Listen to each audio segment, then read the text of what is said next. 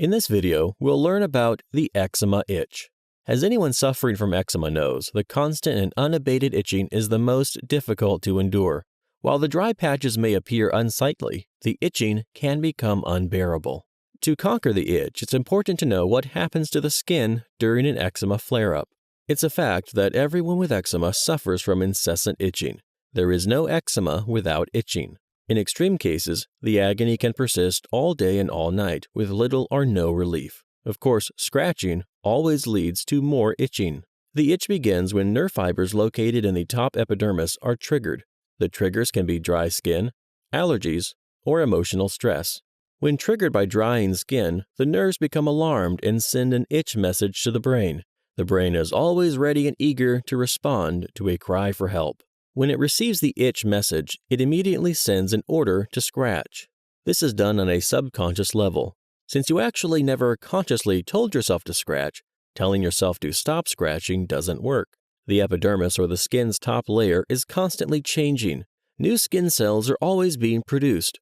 Normal skin is protected by barriers in the epidermis that shields the skin from the itch stimuli that makes it feel dry.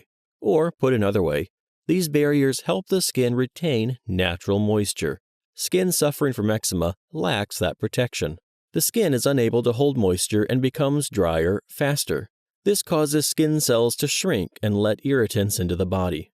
This can happen anytime, but it seems to occur most frequently at night when the body is at rest. This accounts for why much of the itching becomes intensified at night. Every fiber of your being just wants to scratch. Our brain is always at work. It can waken us from a deep sleep with its order to scratch. The scratching feels extremely good and brings some needed relief. As a result, the brain thinks it has done its job in looking out for our general welfare. It rewards our scratching by temporarily lessening the itch. As most everyone knows, when behavior is rewarded, it becomes intensified and continues. In other words, the brain will simply continue to send scratch messages whenever we feel itchy. A large part of the problem is the brain's eagerness to protect and help us when we feel distressed. When it senses that something is wrong with the skin, it expands the red blood cells to allow immune cells to enter the fray and protect the skin from invaders. It's these enlarged red blood cells that cause the redness and inflammation of eczema. It is the job of our immune cells to protect us from invaders. In normal bodies, that works out very well. When we suffer from eczema, however, the immune cells are unable to distinguish between good and bad cells. This means the attack is directed indiscriminately at any and all cells.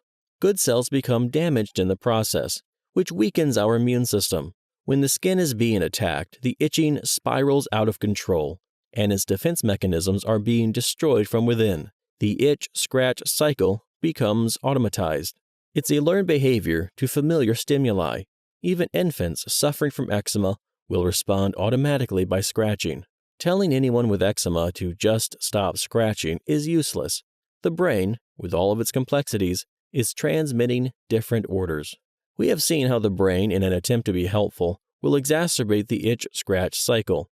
Scratching becomes a subconscious defense that we do without being totally aware. We simply respond automatically by scratching. The good news is that the brain will always be eager to help us. We just need to send it the correct messages. Studies have shown that stress is not only one of the major triggers for eczema, but the same stress prevents eczema medication from working, creating a double whammy situation. This requires eczema sufferers to become aware of emotional triggers. Does it get worse at work? At home with one's spouse? When bills start coming at the beginning of the month? Emotional triggers usually have a very specific cause. Unless you pinpoint the triggers, stress will only worsen and create a new cycle of anxiety and depression.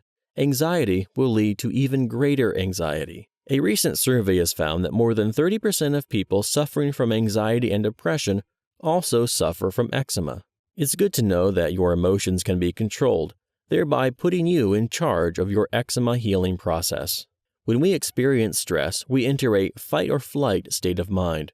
This causes the body to increase stress hormones, but these hormones can attack the immune system and cause the skin to become inflamed. Stress cannot be entirely eliminated from our lives, and the lack of stress won't totally get rid of eczema. but identifying and eliminating stress will go a long way in making eczema less painful. There is no cure for eczema. You can, however, rid yourself of most of the symptoms. Being proactive begins when you pay attention to your emotions. Ask yourself, have you been feeling sad or anxious for no discernible reason? Does your life seem hopeless?